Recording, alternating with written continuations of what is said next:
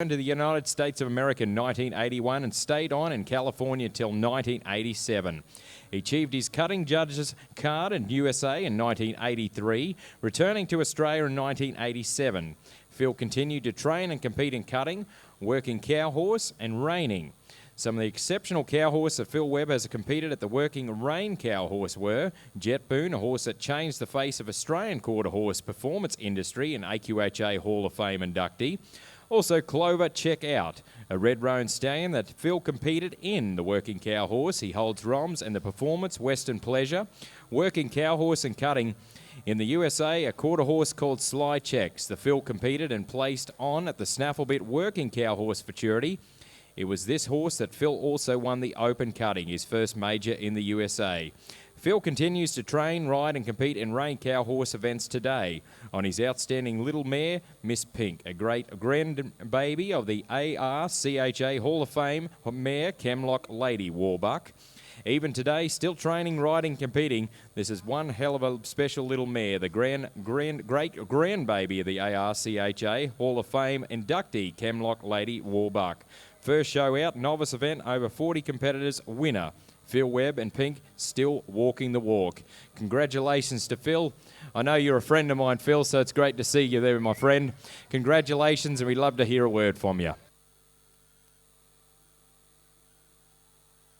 Thank you, mate. Thank you very much. And I'd like to thank the association for having us up here tonight.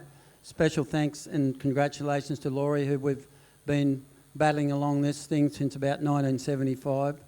And it was nice mention about the Cow Horse Association getting kicked off in 80, but really, and I've thought about this a lot today, we really owe it to the Lauer family. Like Laurie's dad, he's the one that actually brought Cow Horse to Australia.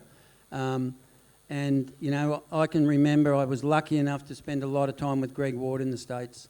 And Greg was, you know, he's the master of the Snafflebit, the cow horse, and he said to me one time, he said, I remember when I first took Phil and Nick to the Cow Palace for a first hackamore. And I went and asked Mr. Lauer to have a look at my equipment. So he said, I wouldn't even call him Greg. He said, we called him Mr. Lauer. So he was that highly, held that high esteem in the States. He was a legend over there.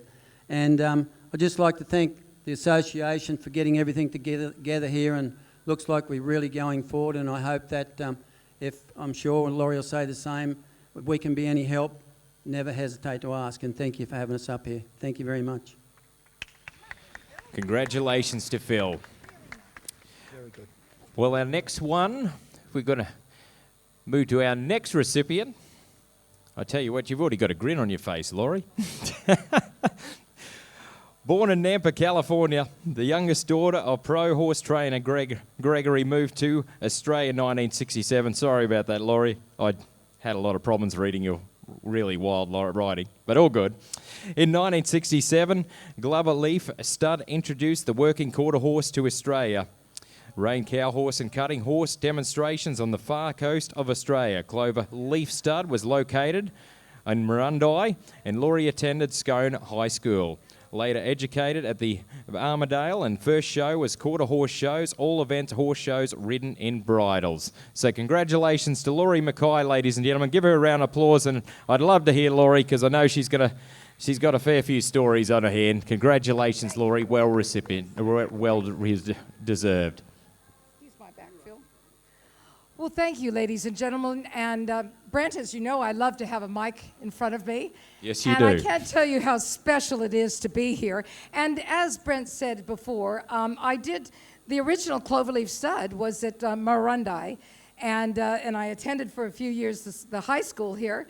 And to be receiving this award today in Scone is a very special extra feature. I just thought I wonder if you all remember how this all started. My father came to Australia in 1967 and introduced the working quarter horses into Australia. And he always said that he traveled to Australia a few times, and he always came back and said, I think we should take our working quarter horses to Australia because I think they will complement the Australian stock horse. And can I say today that I'd love my father to know that he was so correct in introducing the Western riding, the working quarter horse, how it's complemented not only the Australian stock horse, but also how it has dominated all fields of working cattle in whatever genre you want to contribute it to. I just thought it'd be a bit of fun here that I started out on a horse called Clover Oscar, and we showed in AQHA shows. So we showed straight up in the bridle, and it was really fun to see some of these bridle horses going earlier on this event before. And so we went into Western Pleasure, Trail, Western Riding, Reining, and Working Cow Horse. We didn't try to show them in cutting in the bridle, but I mean, these horses had to be extremely versatile. And then as time went on, it started to specialize. But the Reined cow horse events, as Phil knows, you know, they were at the AQHA shows, weren't they, Phil? And our horses all had to be, they were straight up in bridles. And I'll never forget the first show that Phil and Tarita Webb came to. And they were just an eye-opener to us at the shows. They were a pretty sharp pair. They'd come from the States. They had beautifully presented horses from Winderdene. And I'll tell you what, there's nobody that had better lead changes than Phil Webb. And I have a very soft spot for Jet Boom because I had a mare called Clover Shy Christie. And we went head-to-head, didn't we? Every class. And also, I've got to say, Paul Farrell, you know, he showed, and Dave Wedlock, Dick Fox, all these great names that we've mentioned. We showed bridle horses straight up in the bridle. And look, even today, I think they were some pretty damn good horses that we rode them, weren't they, Phil? And Phil and I just had this thing all the time, you know, he was first, I'd be second, I'd be first, he'd be second, and that sort of thing. And my mare was pretty good down the fence, but I could never get those lead changes like Phil. So someday I will get them, Phil. But we had an awful lot of fun competing together. I had the chance, my family and Cloverleaf Stud gave me some very good horses to show. My sister took more of the genre of going down the cutting line, and then I showed all the cow horses. And then, of course, I married my husband in 1980, Robert Mackay, and we showed cow horses together. I think Robert won the first snaffle bit futurity in Albury on a mare called Clover Spicy Checks. And there we had Phil was in it, and Robbie Hodgman, and some people like that showed in the snaffle bit. And of course, we had the good old hackamore classes, which I love. The hackamore is probably one of my favorite pieces of equipment.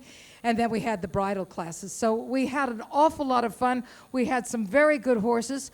I would just like to wrap it up. I'd like to compliment the ARCHA. I've known that you've had these little shows going. But as I understand it, your membership is almost doubled lately. And this is a beautiful venue for you to show your horses. God, Phil, if we had surface like this to run and stop in and show our horses in, I think that would have even been better, you know, but we didn't have the best surfaces to work on. And I just like to, the little bit I've seen today, I just want to say how proud I am to see this. Rejuvenation of the cow horse. It went a bit quiet here for a few years in Australia with the dominance of cutting, but it's just wonderful to see it come back again. Keep at it. You've got some really, really nice horses, and my fondness will always be with the working cow horses, the bridle horses, and I'd like to compliment the ARCHA on bringing all these cow horse events back. And keep up the good work, and I hope you continue to grow, and I hope we'll see you all back here in many, many more years. More of you in bridles and snaffles. Thank you very much. Well, ladies and gentlemen, I'd like to ask you all to get on your feet and give them a round of applause for these recipients. Show them your respect because they are part of your sport. So all stand on your feet, ladies and gentlemen. All your people across the grandstand, stand up on your feet. Tip your hat to these people because these people are part of Western sporting history, and that means a lot into the future.